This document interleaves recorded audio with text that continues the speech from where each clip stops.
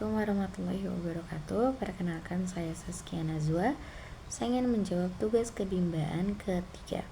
Pertanyaan pertama, jelaskan dasar hukum dalam menerapkan metode Bimba yang Anda pahami. Dasar hukum metode Bimba ada dua, yaitu hak anak dan teori belajar dalam psikologi pendidikan.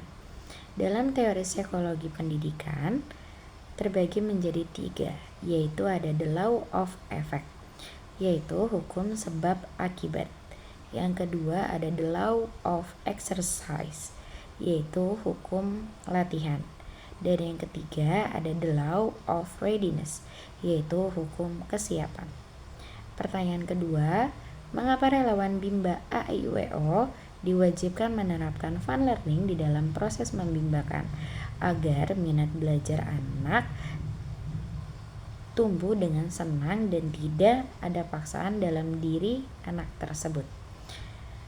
Pertanyaan ketiga, mengapa relawan Bimba AIUEO diwajibkan menerapkan small step system dalam proses membimbakan agar kita tahu sudah sampai di mana kemampuan anak dan kita jadi lebih mudah membimbing sesuai dengan kemampuan dan kemauan dari anak tersebut. Pertanyaan keempat, mengapa relawan Bimba AIUEO diwajibkan menerapkan individual system di dalam proses membimbakan agar anak-anak bisa mengikuti proses secara bertahap sesuai dengan karakter, kemauan dan kemampuan dari anak tersebut. Pertanyaan kelima, bagaimana hubungan antara bahagia dengan fun learning, yaitu sama-sama ingin mencapai kebahagiaan sejati. Pertanyaan keenam, bagaimana hubungan antara metode Bimba dengan minat belajar? Tentunya saling berhubungan karena sama-sama mempunyai tujuan utama, yaitu menumbuhkan minat belajar anak.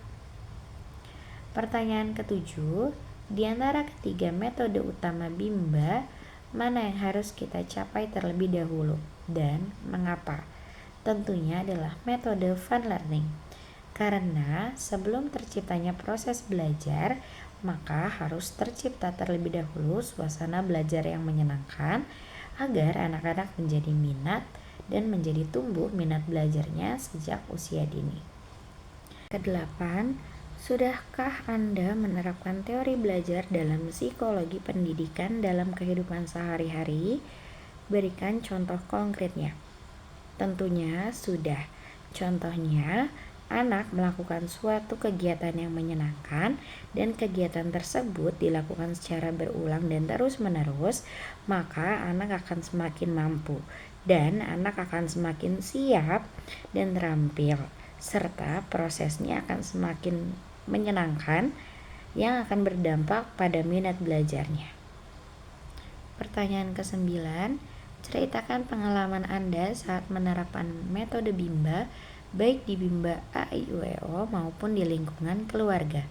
Baik di Bimba maupun di lingkungan keluarga, tentunya sangat membantu saya dalam cara mendidik anak dengan cara pendekatan individual system yang dilakukan secara menyenangkan.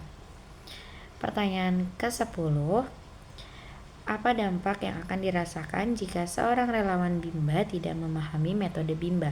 Tentunya akan sangat sulit untuk mengerti kemauan dan kemampuan anak bila tidak dilakukan dengan metode Bimba, maka anak akan merasa hak anak akan dirampas. Sekian dari saya. Wassalamualaikum warahmatullahi wabarakatuh.